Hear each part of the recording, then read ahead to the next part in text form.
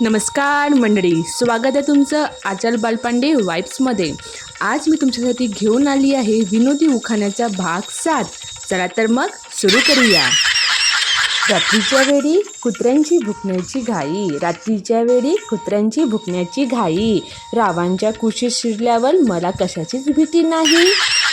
बाजारात गेले होते आणली ताजी मेथी, बाजारात गेले होते आणली ताजी मेथी, आणि रावांचं नाव घ्यायला मला लागते थोडी भीती।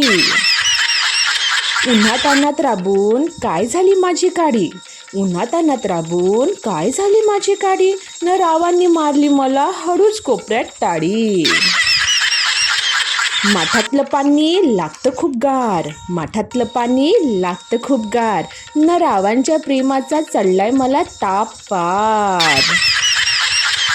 बाजारातून आणले वांग, बाजारातून आणले वांग, वांग्यात होती अडी, वांग्यात होती अडी, न रावांनी चोरून घेतली गालावरची पापी अन टाळी।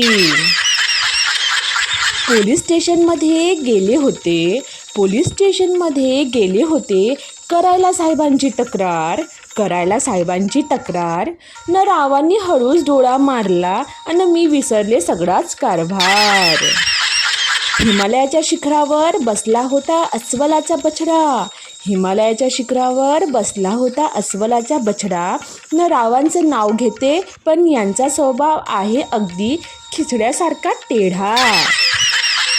बाजारात गेले होते आणली ताजी मेथी, बाजारात गेले होते आणले ताजी मेथी, न रावांच्या खिशात हात घातला की निघते फक्त उधारीची चिठ्ठी। साखरेचं पोतं सुईने टोचलं, साखरेचं पोतं सुईने टोचलं, न रावांचं नाव मी सासूच्या भीतीने हृदयात बोचलं।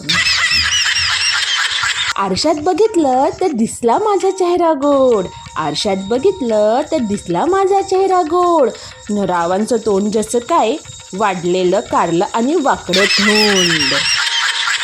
मंडळी, कसा वाटला तुम्हाला हा आजचा विनोदी उखाण्याचा व्हिडिओ?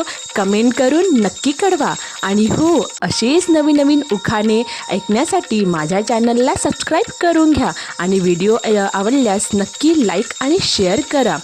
माझे इतर व्हिडिओ बघण्यासाठी तुम्ही चॅनलच्या प्लेलिस्टमध्ये जाऊन ते देखील बघू शकता। भेटूया पुढल्या व्हिडिओमध्ये, तेव्हापर्यंत हसत राहा। बाय, धन्यवाद।